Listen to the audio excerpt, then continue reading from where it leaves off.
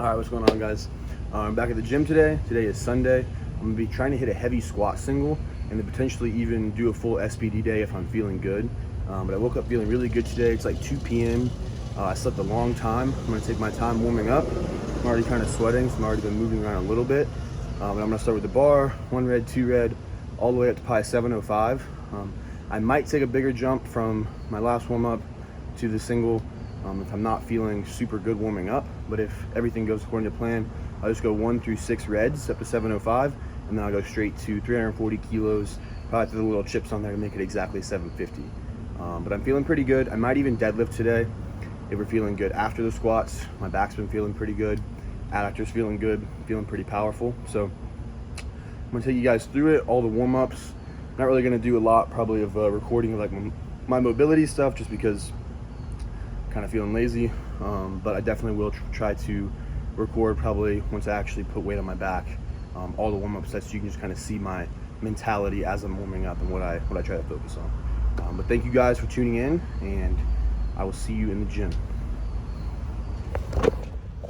All right, what is up, guys? So I'm recording this little voiceover a few days, or actually almost a week after this actual workout. This was a Monday. Today is Friday. It's about 4 days later. I did record just a few things I do kind of pre-squatting. I wouldn't really say, a lot of people ask me like, what's your mobility routine? What do you do?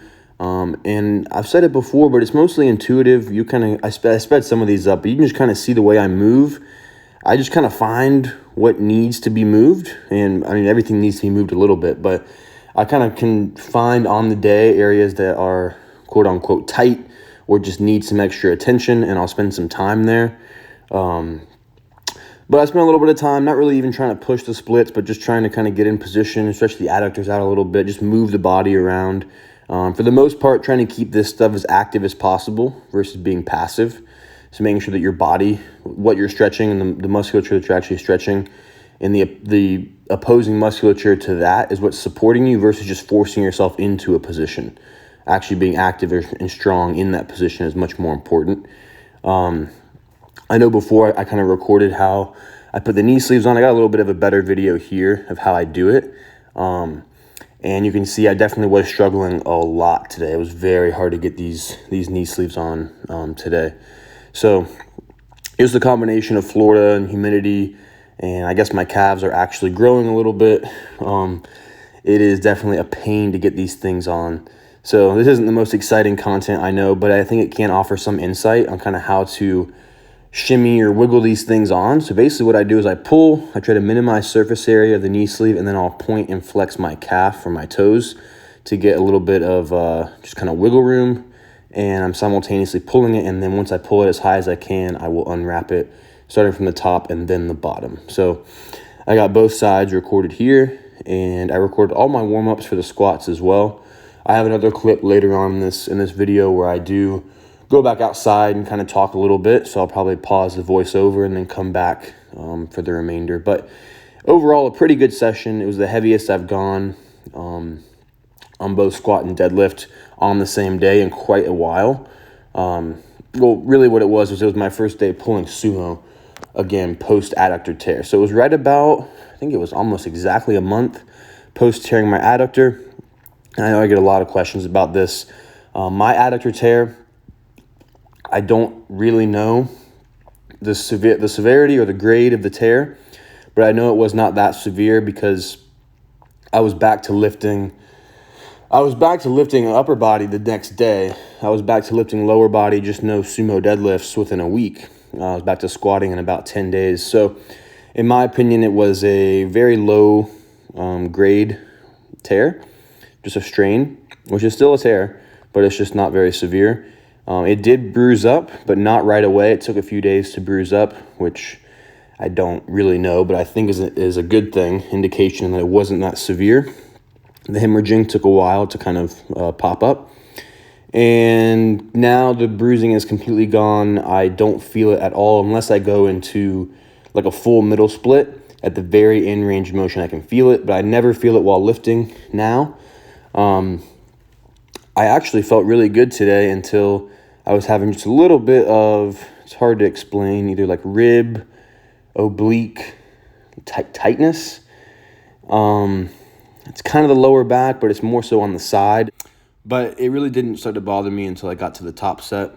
Or actually my last warm-up set. I did not actually go for the 750 squat. I ended up calling it at 672, and I moved on to the deadlift. So this was my second to last warm-up, I guess you would call it, since I didn't actually hit that top set, 485. Nothing really felt all that great. They were moving pretty fast, but they did not feel very strong at all. All right, what's up, guys? So we're feeling pretty good. I just hit 484 for a single. I'm gonna go straight to 595, and then I'm probably gonna split the difference between that and 750, and then take my jump up to 750 if it's feeling good. So really excited. 750-ish squat will put me around like a 2100 total with my best lift. So really happy with that. Yeah, and that's about it. But I'm feeling good. Back's a little bit tight. I'm just trying to brace really hard, really stabilize, make sure that I'm really keeping everything engaged, kind of around the spine, so the glutes, the abs, everything locked in, reduce any movement. And everything's moving good. 484 moved really fast. Hoping to move 595 just about the same. 672, and then 750 is the goal. So thank you guys for tuning in again, and we got about 3 more squats, and that'll be it. So let's get it. So yeah, as you heard in that video, I was trying to be optimistic about it. I was trying to potentially a little bit of wishful thinking that I could just kind of force it to happen. I know the 750 squat does seem a little bit maybe outlandish, but 705 for a triple to me definitely indicates that I'm good for it. I think it just has to be on a good day. Can't really have anything bothering me, aching, hurting, anything like that. This 672 did not move great. It moved a lot. It looks a lot better than it felt. It really did not feel good whatsoever.